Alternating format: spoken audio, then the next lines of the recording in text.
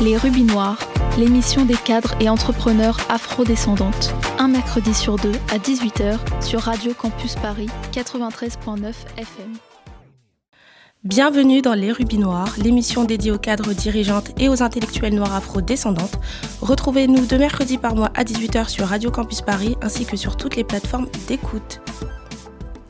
Le Rubis Noir du jour est journaliste comme moi, enfin presque. Elle a la carte de presse, ce que je n'ai pas ou pas encore. Présentatrice sur Europe 1, je reçois Fanny Marceau. Comment vas-tu, Fanny ? Ça va, Estelle, et toi ? Merci beaucoup. Merci. Merci de me recevoir. Alors, je parlais de carte de presse. Qu'est-ce que la carte de presse apporte en plus ? C'est drôle que tu me parles de la carte de presse parce que quand j'avais ton âge, c'était exactement mon obsession. Je voulais à tout prix avoir ma carte de presse. Et une fois que tu l'as, en vérité, tu te rends compte que c'est un sésame, bien sûr, mais tu t'y habitues en vérité. C'est pas ça qui fait le journaliste, mais on en reparlera si tu veux. Qu'est-ce qu'elle apporte, la carte de presse ? Déjà, elle confirme que tu es journaliste professionnel. Pour l'obtenir, il faut qu'au moins 50% de tes revenus proviennent d'une activité journalistique, que tu sois indépendant ou salarié d'un média. C'est pas forcément indispensable d'être salarié d'un média pour avoir la carte de presse. Les journalistes indépendants en ont aussi. Okay. Il faut l'obtenir auprès de la commission de la carte qui, chaque année, te demande de faire une déclaration pour formuler ta demande. Quand tu es salarié, il y a la moitié des frais que tu dois payer pour l'obtenir qui sont pris en charge par ton entreprise. Quand tu es indépendant, tu payes tout seul. Et en fait, quand tu es étudiant, alors j'ai plus le détail précis, mais quand tu es étudiant, il y a une période, ce qu'on appelle une période de stage, qui en vérité n'est pas une période de stage, parce que tu peux être salarié quelque part lorsque tu demandes ta carte de presse, mais c'est juste qu'en fait, tu es considéré comme véritablement journaliste professionnel, encarté, etc., au bout de 3 ans. Sauf si tu sors d'une école reconnue par la profession, auquel cas cette période un peu bizarre est ramenée à 1 an. Mais en fait, au bout de ces 3 ans-là, ou de cette année-là, quand tu sors d'une école reconnue par la profession, en tout cas c'était le cas à mon époque, je me suis plus penchée sur le sujet depuis, mais quand tu sors de cette période un peu particulière, normalement tu peux prétendre, me semble-t-il, à un salaire plus élevé parce que tu as une carte de presse. La carte de presse permet aussi d'avoir un salaire plus confortable. Et la carte de presse permet-elle d'aller couvrir des événements ou aller faire des reportages à l'étranger dans des zones assez... C'est pas forcément la carte de presse qui permet ça, mais par exemple, si tu veux aller couvrir une actualité, à l'Élysée ou dans des sites un peu sensibles comme ceux-là, qui sont assez particuliers et qui demandent une certaine forme de contrôle, il faut la carte de presse pour pouvoir y prétendre. Parce que ça fait partie de la façon dont on te recense. C'est un peu ta carte d'identité. Si tu veux rentrer dans un lieu prestigieux de la République ou dans un lieu très sécurisé, on va te demander de laisser ta carte d'identité à l'entrée. Oui. C'est un peu la carte de presse, c'est la carte d'identité du journaliste. Et donc, si tu veux rentrer dans ces lieux-là, il faut pouvoir montrer patte blanche ou en tout cas montrer ta carte de presse. Et c'est vrai qu'elle est indispensable pour ce genre de reportage-là. Pour le reste, je connais des journalistes de longue date qui sont là dans le métier depuis des années, qui ont fait des reportages un peu partout, qui ont voyagé à l'étranger, qui ont couvert des actualités et qui pourtant n'ont jamais été encartés. Ah bon ? Mm-hmm. C'est pas indispensable pour fonctionner, c'est juste plus pratique et en plus ça fait des réductions pour aller au musée. Voilà. Y a-t-il un ordre des journalistes ? Non, on a une commission de la carte et puis on a des syndicats et puis on a l'ARCOM. Il y a différentes instances en fait qui encadrent le travail journalistique, qui s'assurent qu'on fait bien notre travail, qu'on vérifie bien nos sources, etc. Il y a une charte aussi, une charte d'éthique qui nous oblige quelque part, dès qu'on devient journaliste, on adhère même implicitement à cette charte qui nous oblige à travailler de manière, avec des informations vérifiées, de manière honnête. Et ça fait partie du métier, mais on n'a pas d'instance particulière qui régisse le journalisme à proprement parler. Alors, revenons aux sources. À quel moment tu t'es dit que tu voulais devenir journaliste ? Quand j'étais gamine, je voulais être archéologue ou aventurière. C'est rigolo parce que mon fils, il a 9 ans et il veut faire exactement la même chose. À peu de choses près. Mais en fait, mon rêve, c'était d'être comme Sidney Fox. Alors, ça parle peut-être pas à ta génération. C'était un genre d'Indiana Jones au féminin. C'était une nana qui partait parcourir le monde, chercher des vieilles reliques. Elle était prof d'histoire à la fac, elle était super sexy, elle se bagarrait, et elle était trop stylée. Et je rêvais d'être cette nana. Je me disais, moi, c'est ça que je veux faire. Je veux ressembler à ça quand je serai adulte. Sauf qu'en fait, Sydney Fox, c'est un métier un peu particulier. Déjà, il faut savoir se bastonner. Moi, je sais pas me battre. La vie m'a montré que j'étais pas faite pour ça. Je pense que j'avais peut-être pas le côté aventurier suffisant. Et en fait, j'aimais écrire et j'aimais lire et je voulais parler au monde. Et donc, je me suis réorientée vers quelque chose qui correspondait à ces 3 critères-là. Lire, écrire, parler au monde. Wow. C'est ce que je fais au quotidien. Et j'ai vu que tu n'as fait qu'une licence en journalisme. Alors, c'est rigolo que tu me dises qu'une licence parce qu'à mon époque, c'était le max qu'on pouvait faire dans mon école de journalisme. Il n'y avait pas de master. Et d'ailleurs, dans beaucoup d'écoles de journalisme, il n'y avait pas de master. Donc non, mais je te dis ça parce que de nos jours, il faut faire un master en journalisme, reconnu dans une école de journalisme, etc. Moi-même, je n'ai pas fait d'études de journalisme. Mais ce que je fais, on peut dire que c'est un peu du journalisme. C'est du journalisme à partir du moment où tu interroges, tu t'intéresses, tu poses des questions et tu produis quelque chose qui est issu de cette interview et que tes sources sont vérifiées et que tu es dans une honnêteté de tes sources, quel que soit le sujet. En vérité, c'est du journalisme. On n'a pas besoin forcément d'une carte de presse pour en être un. Et on n'est pas non plus obligé d'avoir fait une école de journalisme pour être journaliste. Il y a des journalistes qui n'ont pas fait d'école, qui sortent de Sciences Po, par exemple. C'est pas une école de journalisme, quand bien même il y a certaines spécialités. Il y a des journalistes qui n'ont même pas le bac. J'en connais qui n'ont pas le bac et qui sont d'une autre génération. Alors, moi, ma génération, t'es surprise qu'on faisait que des licences, mais les générations de mes parents, il y en a qui n'avaient pas le bac et qui atterrissaient là quand même un peu par hasard, quoi. Ils ont vu de la lumière, ils avaient une bonne façon de s'exprimer, ou ils avaient une plume, et ça suffisait pour aller couvrir l'actualité et pour prétendre au titre de journaliste. Donc c'est vrai qu'aujourd'hui on est dans une société qui de plus en plus demande des diplômes, parce que ça permet aussi peut-être, je sais pas, de mieux choisir les plus performants, les plus diplômés, les meilleurs. Mais en vérité, ça n'a pas toujours été nécessaire. Et à mon époque, une licence suffisait. J'avais fait 2 années de prépa avant, donc ça faisait quand même un bac plus 5. Hippocagne. J'ai fait Hippocagne et Cagne. Hippocagne qui est la première année, Cagne qui est la 2e année, qui est une prépa littéraire. Oui, je savais pas que c'était ça. Ben voilà. En Martinique. C'est une prépa littéraire que j'ai faite en Martinique et en fait, ça nous prépare à passer les concours d'école de journalisme. Entre autres diplômes possibles. En fait, c'est une prépa qui donc prépare à passer des diplômes, que ce soit passer des concours, que ce soit le concours d'école de journalisme, Sciences Po, le concours de l'ENA, c'est le principal qu'on est censé passer, ou le concours, je sais pas moi, de prof, par exemple, pour devenir enseignant. J'ai pas mal de copines qui sont devenues enseignantes de cette époque. Donc, in fine, j'ai fait bac plus 5, 2 ans de prépa, 3 ans d'école de journalisme, et c'était largement suffisant. Et on vous apprend à écrire, à enregistrer, je sais pas, interviewer. Alors, en école de journalisme, mon école, qui était l'ISCPA, Institut des médias de Paris, qui existe toujours, avait un cursus en 3 ans. Et donc, il y avait la première année qui était un peu générique, où on faisait des classes pour découvrir l'actualité, pour la comprendre, pour analyser l'actualité au quotidien. On avait aussi des cours d'histoire des religions, d'histoire des civilisations, d'histoire du journalisme, de droit, pas mal de cours en amphi comme ça, et puis quelques ateliers aussi pour apprendre à écrire de manière un peu plus journalistique, parce que c'est vrai qu'on arrive persuadé qu'on a un talent certain pour l'écriture, et puis très vite on se rend compte qu'on n'est pas tout à fait à la hauteur de ce qu'on attend de nous. C'est une écriture particulière, le titre, le chapeau, la façon dont on écrit pour un article. C'est pas la façon dont on écrit pour un livre, c'est pas la façon dont on écrit une lettre à ses potes. Il y a quand même un style particulier, c'est pas une rédaction d'école. Ça fonctionne pas pareil. Donc tout ça, il fallait l'apprendre. En 2e année, on nous a appris à tenir une caméra, à parler dans un micro, à structurer nos journaux, etc. Et toi, tu t'es tout de suite dit que c'était le journalisme audio, pas écrit, que tu voulais faire? Alors moi, Est-ce que ça se dit comme ça déjà? Journalisme écrit, c'est le journalisme radio, de la presse écrite. Presse écrite. Moi, quand je suis rentrée, je voulais faire de la presse écrite, je voulais bosser pour National Geographic. C'était vraiment ça mon rêve absolu. Je voulais voyager, donc je gardais mon côté Sydney Fox. Et en même temps, j'écrivais et je racontais le monde, quoi. Parler, c'était, je pouvais le faire en posant des questions aux gens. Je n'étais pas forcée de parler dans un micro. Mon premier stage, je l'ai fait à Tropic FM, qui est une radio. Donc, j'ai découvert le micro, la radio, et j'ai trouvé ça fabuleux. Ensuite, j'ai bossé à RFI, où j'étais d'abord stagiaire, et puis je suis restée pigiste pendant quelques années. Et pareil, l'atmosphère du studio, c'était quelque chose de fabuleux. On bossait à l'époque à la Maison de la Radio. Moi, je trouvais cet endroit extraordinaire. Je me dis, waouh, je veux passer ma vie ici. Je ne veux plus jamais quitter un studio.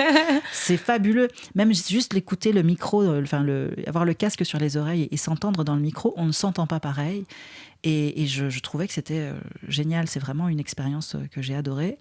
Et puis après, j'ai découvert la télé en 3e année, parce qu'en fait, il fallait se spécialiser en 3e année. Et je me suis dit, j'ai déjà fait des stages en radio. La radio, je connais à peu près. La presse écrite, j'en suis un peu revenue. Vu que j'avais demandé un stage à National Geographic que je n'avais pas obtenu, ça m'avait un peu calmée. Et en fait, je me suis dit, je vais me spécialiser en télé pour savoir faire les 3 médias. Oui.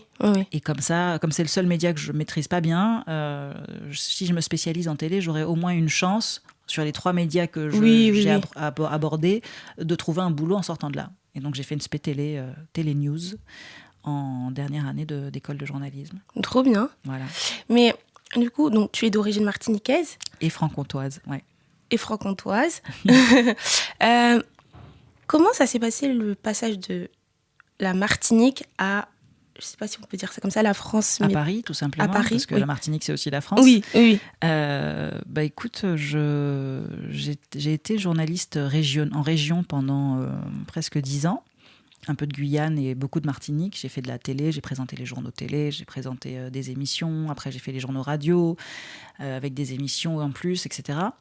Et très vite, quand je suis arrivée à la radio, donc ça faisait à peu près 4 ans que j'étais revenue aux Antilles-Guyane, je suis allée à RCI, donc RCI Martinique, où j'ai présenté les journaux de 7 heures pendant 5 ans, à peu près, 4 ans et demi. Et très vite, je suis devenue correspondante pour l'AFP et Europe 1.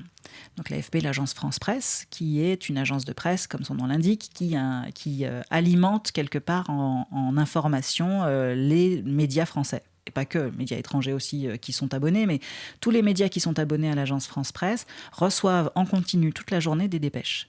L'AFP a accès parfois à des interviews assez exclusives, et surtout, l'AFP a un tel réseau dans le monde entier de journalistes qui sont positionnés partout dans le monde que très vite, quand une information tombe n'importe où dans le monde, le journaliste AFP sur place, le correspondant de l'AFP sur place, peut faire remonter à Paris, et Paris, à ce moment-là, envoie à tous ses abonnés. C'est comme ça que fonctionne une agence de presse. Elle a la capacité, parce qu'elle est extrêmement bien dotée en journalistes, d'être extrêmement rapide, et elle a des normes très strictes pour vérifier et valider une information. On ne balance pas une info à l'AFP comme ça, oui. Ça doit être très codifié. Et donc, moi, j'ai travaillé pour l'AFP, j'ai récupéré la correspondance de l'AFP en Martinique, puisque le correspondant précédent ne pouvait plus exercer. Et puis, dans la foulée, quelques mois plus tard, on a créé une correspondance Europe 1, et donc j'étais aussi correspondante d'Europe 1 en Martinique, donc je faisais les reportages radio pour Europe 1. Et c'est comme ça que j'ai touché du doigt la réalité nationale, au-delà de la réalité locale.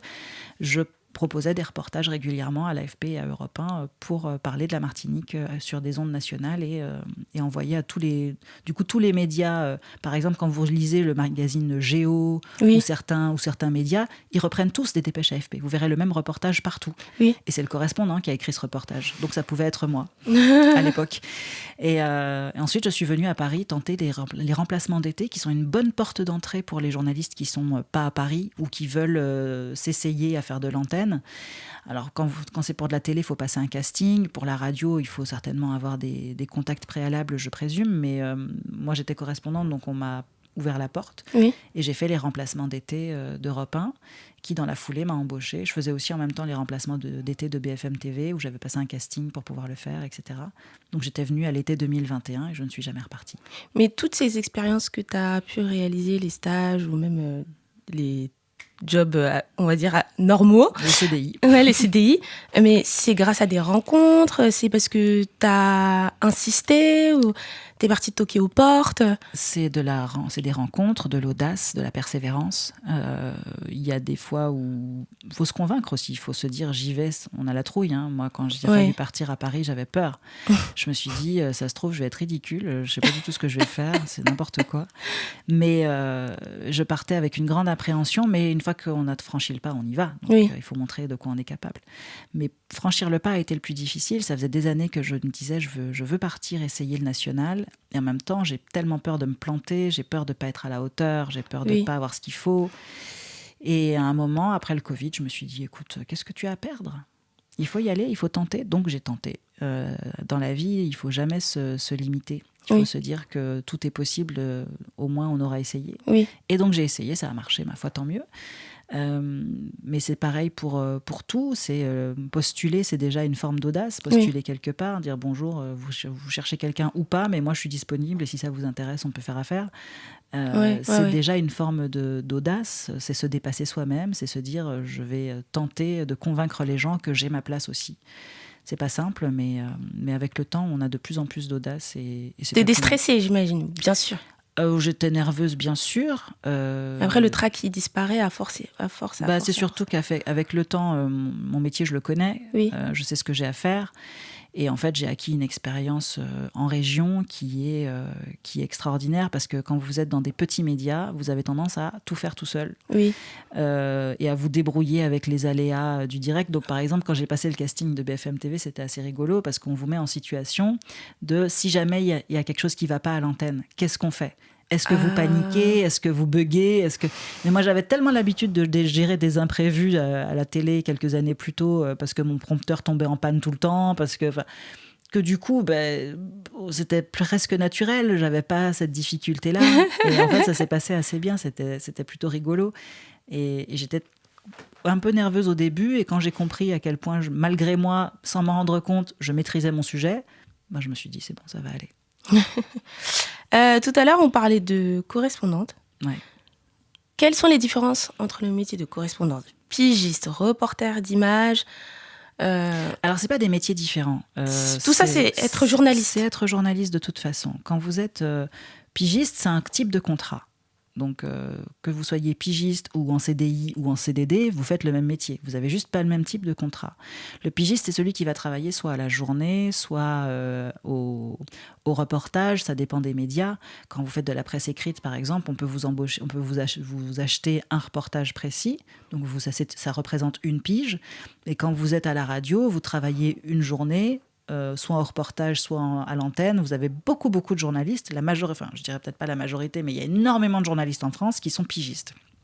Le pigiste, c'est celui qui a une forme de liberté parce qu'il a la liberté de bosser pour plusieurs médias, d'aller et venir dans un média, de dire je suis dispo ou je suis pas dispo tel jour.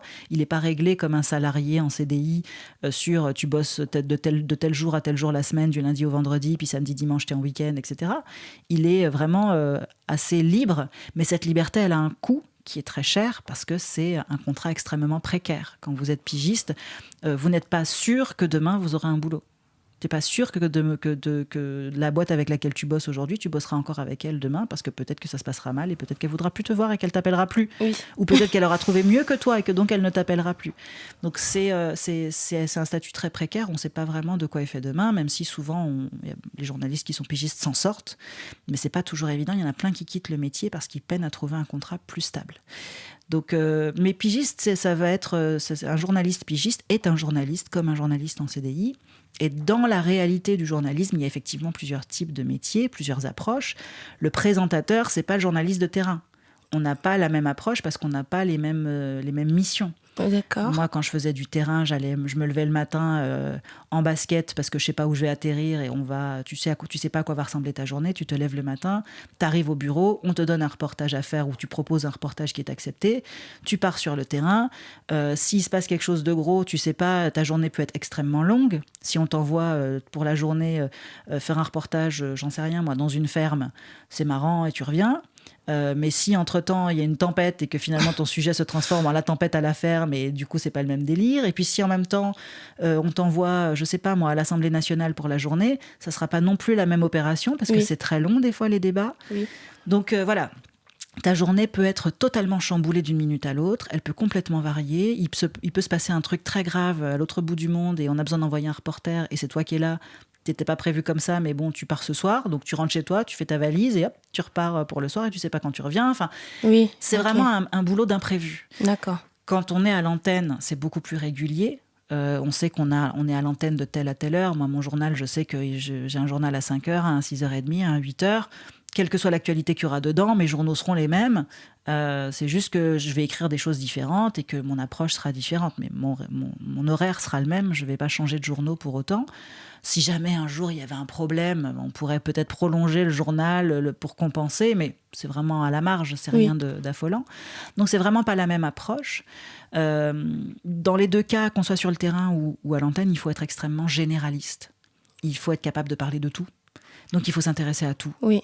Faut être curieux. Il faut être curieux de tout. Et il faut avoir une base de connaissances sur à peu près tous les sujets. Essayer de suivre un peu tous les sujets, surtout ceux qui font l'actualité ou qui vont la faire. Et pas avoir peur de chercher des éléments complémentaires pour alimenter son reportage ou pour alimenter son lancement.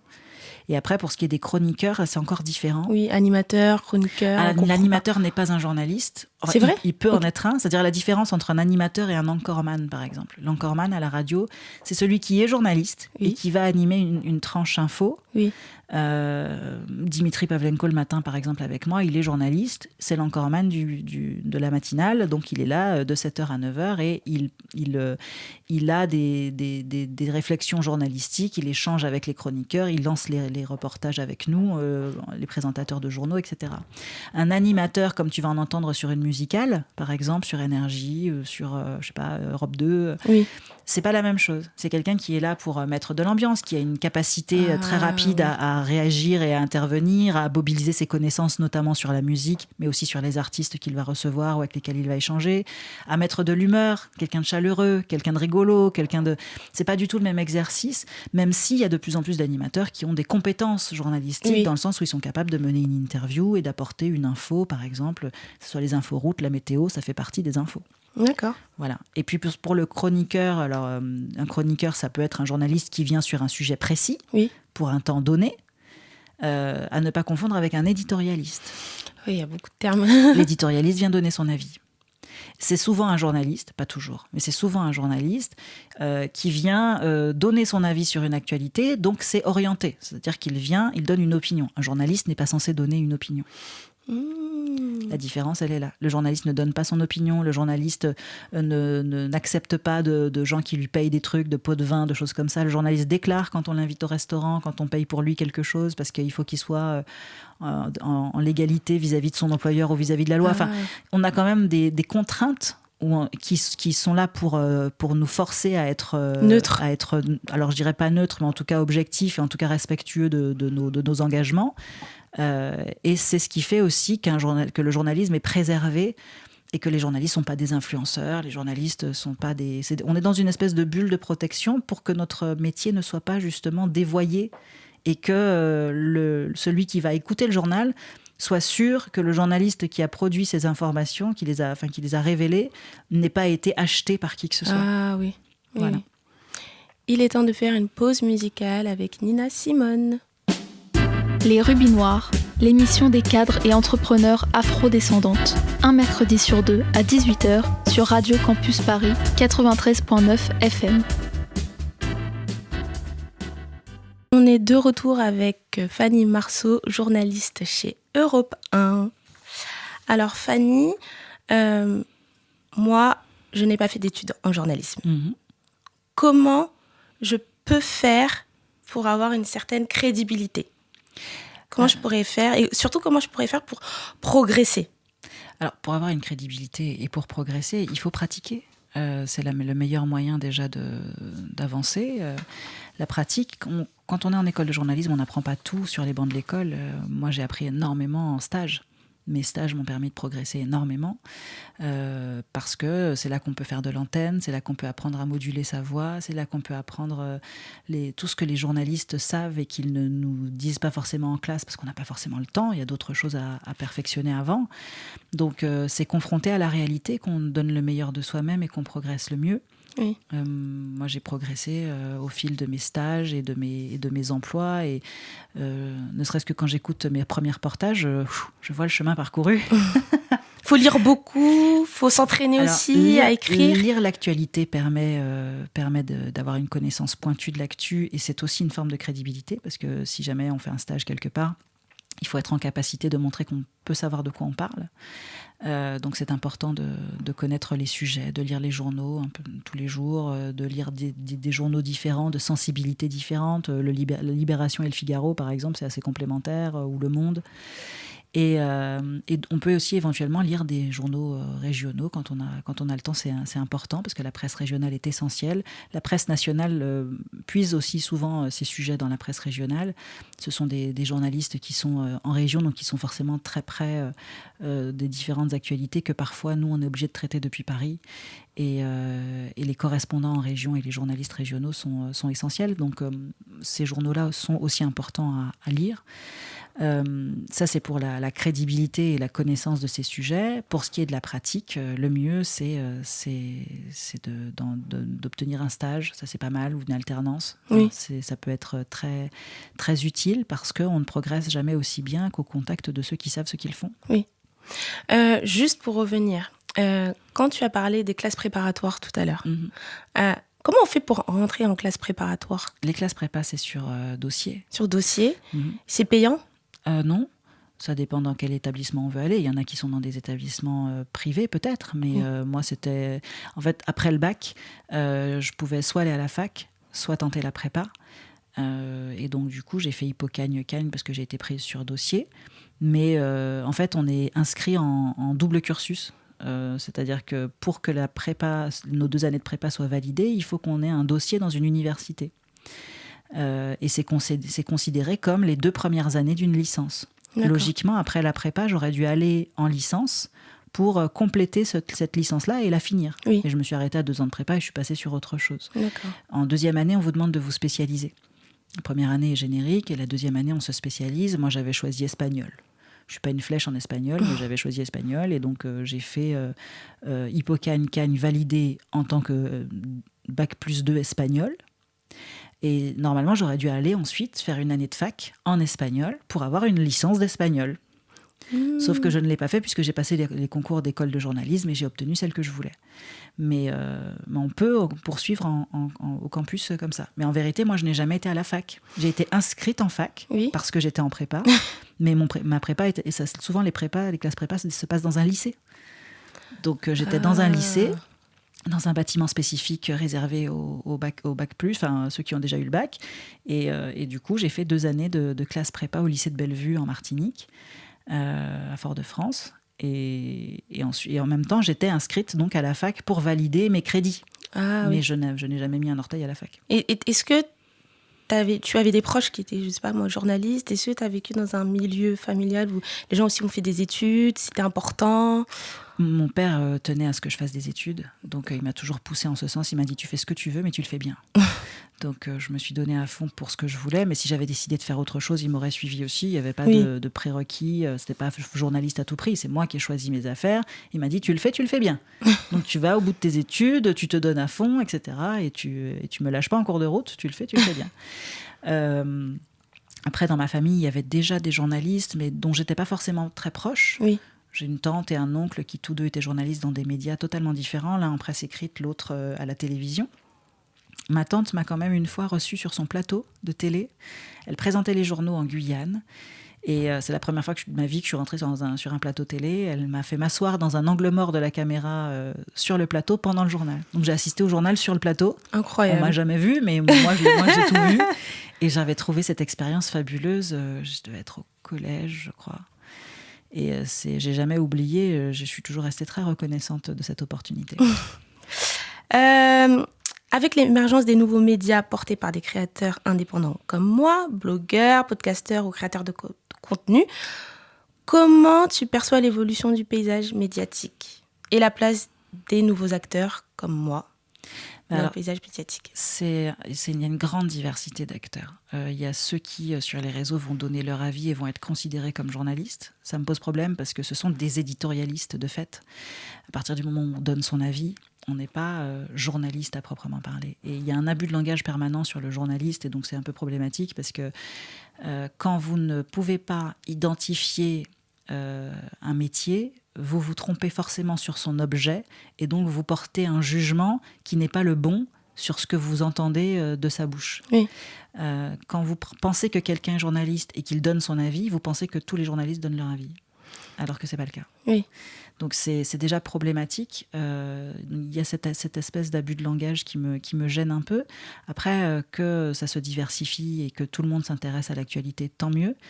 Mais le risque, c'est qu'on se laisse influencer par des personnes dont on confond le métier de journaliste, ou un podcasteur n'est pas forcément un journaliste. Quelqu'un qui pose des questions n'est pas forcément un journaliste. Ça peut être un intervieweur. Oui. Mais c'est pas forcément un journaliste. Un intervieweur, ce n'est pas forcément... Mais mine de rien... Mais c'est un travail journalistique, un interview. Ceux que vous voyez à la télé le matin et qui mènent les interviews politiques sont des journalistes. Oui. Mais on peut poser des questions sans l'être. Oui. L'un n'empêche pas l'autre. De la même manière qu'aujourd'hui, avec les réseaux sociaux et avec tout ce qu'on peut faire sur YouTube ou sur Instagram, vous pouvez vous donner des airs de journaliste, ça ne veut pas dire que vous faites un travail journalistique. Ça dépend de ce... Mais ce qui est embêtant, c'est la réception du public. C'est la façon dont le public, lui, conçoit ce qu'il voit. Si vous êtes sur un plateau télé et que vous posez des questions à quelqu'un, sur YouTube, par exemple, vous diffusez votre vidéo, on va considérer que vous êtes un journaliste parce que vous en reprenez tous les codes. Mais c'est pas parce que vous reprenez les codes que le travail qui est derrière est journalistique. Oui. Et l'impact de l'intelligence artificielle, aura-t-il un impact, selon toi, dans quelques années, sur le métier de journaliste ? Moi, j'ai vu arriver les réseaux sociaux dans ce métier. J'ai vu à quel point les réseaux sociaux avaient déjà bousculé la façon dont on travaille. C'est-à-dire que les premières années d'explosion d'Instagram, etc., de Facebook, c'était devenu un sujet, un reportage, de démonter quelque chose, une fake news qui circulait sur les réseaux sociaux. On en était arrivé là. On avait trouvé ça ahurissant parce qu'on se disait, on en est à démentir des rumeurs qui passent sur les réseaux sociaux parce que les gens y croient tellement que c'est devenu une info de dire ce qui n'est pas une info. Et moi, je trouvais ça quand même assez ahurissant. Et je crains que l'intelligence artificielle n'aggrave le problème parce qu'en vérité, elle donne tellement l'impression que c'est réel quand elle fait passer une fake news. Elle peut tellement tromper son monde. Les images peuvent tellement ressembler à la réalité. On le voit dans les propagandes des différents États, notamment ceux qui sont en guerre. On peut tellement se faire avoir facilement que même nous, ça nous met en difficulté. Il faut réussir à démêler le vrai du faux. C'est encore plus compliqué. Ça demande davantage de prudence, davantage de vérification des sources, davantage de croisement des sources. On voit à quel point une information, quand elle est ne serait-ce que sortie de son contexte ou qu'elle est replantée dans un autre lieu ou à une autre date, à quel point ça peut faire une catastrophe sur les réseaux sociaux. Les gens ont tendance tellement à croire tout ce qu'ils voient qu'il faut être tout le temps prudent et vraiment redoubler de vigilance avec l'intelligence artificielle. Donc c'est un défi pour nous. Waouh. C'est quoi la journée type d'une journaliste comme toi ? Parce que toi, tu fais les matinales. Moi, je fais la matinale. Donc, ça veut dire tous les jours, tu te lèves le matin à 5h, c'est ça ? Non, 5h, je suis à l'antenne. Ah, 5h 5h, je suis à l'antenne. 4h, je suis devant mon ordinateur en train d'écrire. Non, le réveil sonne à 2h du matin pour moi. J'ai des collègues qui arrivent plus tôt encore, pour qu'ils se lèvent à 1h du matin. Ça dépend aussi de la distance. Moi, je pensais que les matinales, elles étaient enregistrées. Ah, pas du tout. Comment on fait pour avoir les dernières infos sinon ? Oui, c'est vrai. Non, si on enregistre, on est totalement à la masse parce que l'actualité d'hier soir, c'est pas l'actualité de ce matin. Il se passe des trucs dans la nuit. Donald Trump, il a dit des trucs dans la nuit. Je sais pas, Vladimir Poutine est arrivé en Chine dans la nuit. Il se passe des trucs. Donc non, l'actualité de la veille n'est pas du tout l'actualité du matin. L'objectif, c'est d'avoir l'actu la plus fraîche possible. C'est comme si tu me disais que, je sais pas, le primeur, il va faire son marché 2 jours avant. Ça marche pas. Il faut qu'il y aille le matin même. Il va à Rungis, il ramène ses trucs frais du matin et t'es content quand tu les achètes. Bon, voilà. Le boulanger, il fabrique son pain dans la nuit. Il le fabrique pas 2 jours avant, sinon c'est rassis. C'est pareil pour l'info. Il faut que ce soit frais. Extrêmement frais. Et donc, non, les journaux se font... moi, j'écris mon journal, j'ai 1h30 pour l'écrire. J'ai 1h30 entre chaque journaux, avec un petit flash au milieu. Donc j'ai un peu moins d'une heure et demie pour écrire mes journaux. Je suis l'AFP, donc qui déroule les informations qui arrivent au compte-gouttes. Et dès que j'ai une info nouvelle, j'actualise mon lancement. Ce qui fait que le journal de 5h n'est pas le même que le journal de 6h30. L'actualité peut avoir évolué entre-temps. Ah oui. Donc non, c'est un boulot où on est sur le qui-vive en permanence. Donc je me lève à 2h30 du matin, je lis les journaux qui sont tombés déjà dans la nuit, Parisien, Figaro, Le Monde. Le Monde, c'était la veille, hier après-midi, enfin l'après-midi précédent, donc je regarde s'il y a des nouvelles dépêches qui ont été publiées dans la nuit. Ensuite, il faut garder tout ça bien en tête pour pouvoir bâtir l'actualité telle non, mais tu peux écrire. Tu l'écris? Oui, je garde des notes, mais des fois, je fais autre chose en même temps, donc j'ai pas le temps de prendre des notes. Je lis en même temps que je me prépare à partir, donc tu lis en te brossant les dents, tu lis en te coiffant, tu lis... et puis ensuite, il faut garder bien tout ça en tête et l'adapter en fonction de ce qu'on a, nous, comme actualité, comme reportage. Il faut arriver au bureau, il faut écouter les reportages du jour que nos collègues nous ont laissés la veille au soir. On écrit les journaux, donc on a à peu près 1 heure entre chaque journal, et puis je termine à 8h, donc je fais les journaux de 5h, 6h30 et 8h sur Europe 1. Ça fait 5 saisons que je fais ça. Wow. Et ça fait 9 ans que je fais des matinales, parce que j'en faisais déjà en Martinique avant. Toi, t'aimes bien les matinales, tu veux pas faire... Ah non, mais moi j'aime dormir en fait, donc c'était pas du tout mon projet au départ. J'ai atterri là un peu par hasard.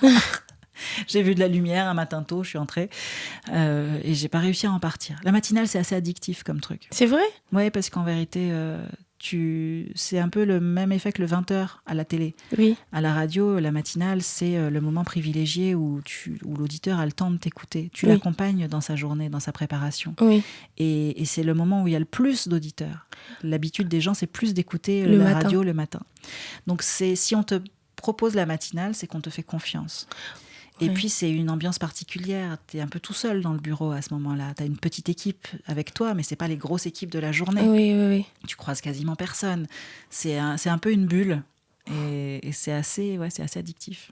Est-ce que tu as déjà eu des quicks sur Europe 1 ? Des imprévus ? Vraiment hyper stressants. Par exemple, là, moi, tu vois, je n'ai pas de réalisateur.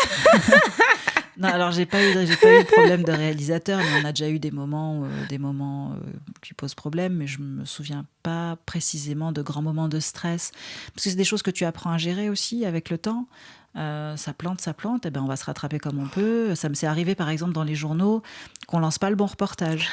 Tu annonces quelque chose, t'écris un lancement sur un sujet donné, tu lances un journaliste, et en vrai derrière on te passe totalement autre chose. Soit du même journaliste, soit d'un autre, qui n'a rien à voir. Il y a eu une grosse plantade quelque part. Bon, écoute, tu reprends l'antenne, tu dis alors, on va pas parler de ce sujet tout de suite. Et en fait, il faut meubler pour laisser le temps au réalisateur de charger le bon reportage. Donc, il faut reparler un peu dessus. Et puis, c'est des trucs que tu apprends à gérer. Ça sert à rien de paniquer. On le dit souvent entre nous, mais ce n'est que de la radio. On n'opère pas des gens à cœur ouvert, on ne sauve pas le monde, je ne suis pas Superman. Oui, c'est vrai, mais... On se contente simplement de donner des infos, on est des humains, les gens le savent. Oui. Et donc une fois que c'est admis, une fois que nous on l'a intégré, qu'on n'est pas des surhommes, des surfemmes, et qu'on est simplement des gens qui essayons de donner de l'info, on est beaucoup plus détendu avec le sujet. Est-ce qu'on vit bien financièrement quand on est journaliste? Ça dépend du contrat qu'on a, ça dépend si on est pigiste, ça dépend si on est en CDI, ça dépend dans quelle boîte on bosse. Mais toi, les personnes dans ton cas? On est moins bien payé quand on est en région que quand on est au national, par exemple. Et il y a encore des radios nationales qui, par exemple, seraient sur le même plan qu'Europe 1, qui payent moins bien ou mieux. Oui. Ça dépend vraiment du média, ça dépend des grilles de salaire que le média choisit. C'est vraiment à la discrétion de chaque boîte. Et encore, dans la même boîte, on peut avoir des gens qui font le même métier qui ne sont pas payés pareil, parce qu'ils n'ont pas négocié pareil. Ah. C'est la particularité du privé. Ça. Et à l'heure actuelle, tu fais plus de presse écrite ? Non, ces dernières années. Alors, chaque année, je participe, mais c'est bénévole. J'écris dans le magazine des Amazones. Ah.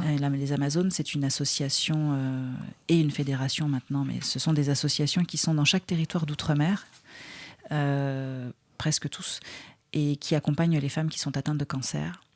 Et j'en suis membre depuis sa création quasiment en 2017, et j'écris dans le magazine depuis 4 ans à peu près, qu'on sort chaque année et qui permet à l'association de renflouer les caisses.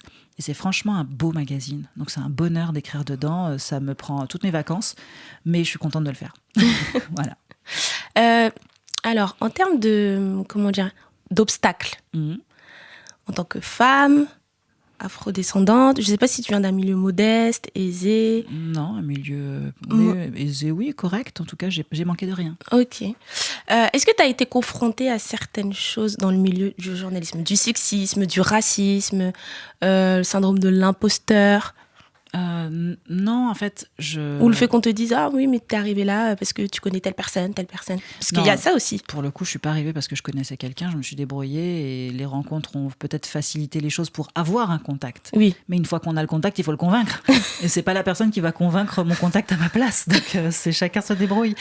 Non, j'ai le sentiment d'avoir mérité ma place parce que je me suis débrouillée pour l'obtenir et j'ai beaucoup travaillé pour l'avoir.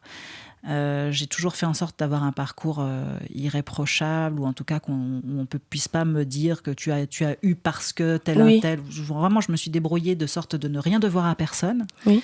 Et quand bien même je suis reconnaissante envers ceux qui m'ont tendu la main à un instant T ou qui m'ont aidée, mais j'ai pas le sentiment d'être redevable à qui que ce soit. Et c'est important d'avoir l'esprit suffisamment léger et libre pour se dire j'avance et je trace ma route. Et je trace ma route en étant reconnaissante pour quand on m'a fait un marchepied, on n'était pas obligé, mais de ne pas être là à devoir des choses parce que je me serais corrompue moi-même. Donc ça, c'était important. Après, est-ce que j'ai essuyé du racisme ou du sexisme ? Je crois que ça ne m'a pas marqué outre mesure. J'ai toujours mis un point d'honneur à être suffisamment libre et debout derrière ce que je pense et ce que je suis pour pouvoir dire aux gens ce que je pense et ce que je suis. Donc, j'ai jamais fermé ma bouche si on m'avait dit quelque chose de problématique. D'accord. Chaque fois que j'ai pu être confrontée à ce genre de situation, j'ai tout de suite dit à la personne qu'il fallait qu'elle se calme et qu'il fallait qu'elle me respecte parce qu'on n'allait pas s'entendre. Donc, il faut oser, mais toujours respectueusement. Oui. La seule chose que je me suis imposée, et ça, c'est quelque chose que j'ai construit et qui n'était pas inné chez moi parce que j'étais peut-être un peu sanguine, c'était de me forcer à rester calme. Et je me suis forcée à rester calme pour 2 raisons. Je me suis dit, t'es une femme noire, ça veut dire que t'es une femme, donc si tu pètes un plomb sur quelqu'un et que tu hausses le ton et que on va te prendre pour une hystérique, on va dire elle a ses règles, on va dire c'est une folle, etc., comme on a souvent tendance à le faire pour les femmes. Et je me suis dit, t'es noire, on peut très bien te dire, ah mais ces gens-là, ils ont le sang chaud, regarde-les, ils s'énervent pour pas grand-chose, ils s'agitent dans tous les sens, ils ont qu'une tenue, etc. Oui. Il était hors de question que je me plie à des clichés qui n'ont pas de fondement. Oui. Et donc, je voulais absolument qu'on puisse m'entendre et me respecter telle que je suis. Donc, je me suis imposée de dire les choses calmement, mais fermement, pour que jamais on ne puisse m'opposer que j'obéirais à des clichés qui faciliteraient grandement les choses pour mon interlocuteur. Je ne voulais pas lui donner le bâton pour me battre. Il était hors de question que je laisse faire ce genre de choses. Donc, je me suis imposée, en prévention, d'être toujours calme. Mais c'est pas toujours facile. Ah oui, j'imagine. Il y a des jours où on a vraiment envie de péter un plomb. Est-ce qu'il y a des moments où tu t'es dit, franchement, ça me gonfle, quoi, je veux... Oui, mais j'essaie de... Je veux partir ou je sais pas. En général, quand ça se passe pas bien avec quelqu'un, j'essaie généralement de m'en écarter. Je vais péter mon plomb dans mon coin et puis après, je règle les choses. Mais c'est pas toujours facile. Hein. Dans la vie de tous les jours, c'est pas facile. Oui. Je parle de manière générale. Hein. C'est une règle que j'essaie de m'imposer dans mon quotidien, pas que au travail. Oui. Et c'est pas toujours évident.